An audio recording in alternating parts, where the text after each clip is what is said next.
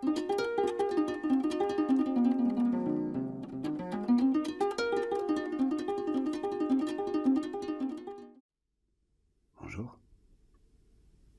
Du temps dont je te parle, les animaux aimaient bien jouer ensemble. C'est la raison pour laquelle le lapin et la souris s'étaient retrouvés ce jour-là chez le lapin, dans sa maison, pour jouer aux cartes. Et le lapin quelquefois gagnait, et la souris quelquefois ramassait, mais là où en est l'histoire, ils étaient juste presque à égalité. C'est là que ça a commencé.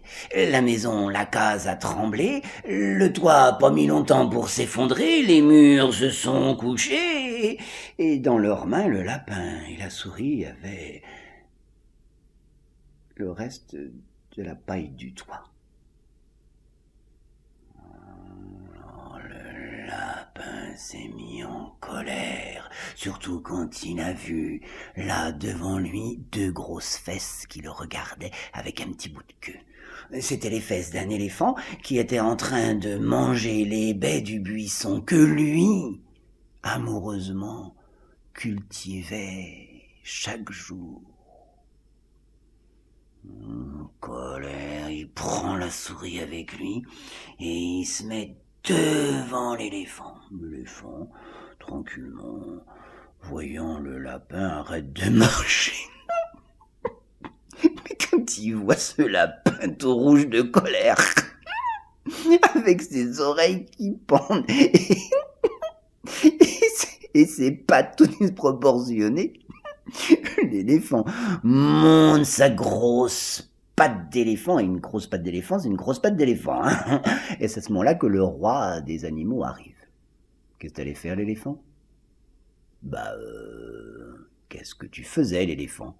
Je mangeais. Et tu mangeais quoi, l'éléphant ? Je mangeais les petits fruits, les baies qu'il y a dans le buisson. Et ces fruits sont à qui, l'éléphant ? Au buisson. Ah ben non, c'est moi qui fais tous les jours, fait... Prouve-le, dit le roi des animaux. Comment tu veux que je le prouve ? Fais-moi mon couple, je peux pas prouver. Le buisson, il parle pas. Et les fruits non plus. Mais t'as vu ce qu'il a fait ? T'as vu ce qu'il a fait avec ma maison ? Il a frotté son gros derrière à ma maison, et ma maison, elle est toute tombée, et tout cassé à cause de lui. C'est vrai, dit le roi des animaux à l'éléphant.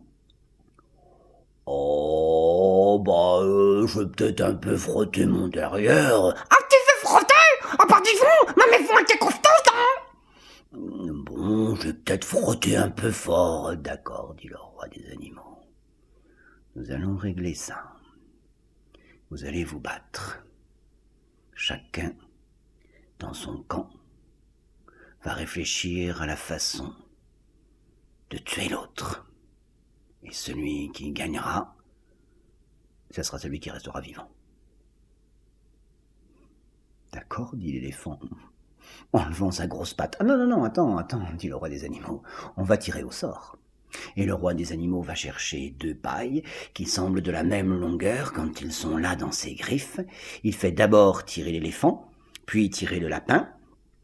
Et c'est le lapin qui a le plus court des morceaux. C'est donc lui qui commencera. L'éléphant arrive avec peine à retenir son rire moqueur. Le lapin se pose bien en face de l'éléphant.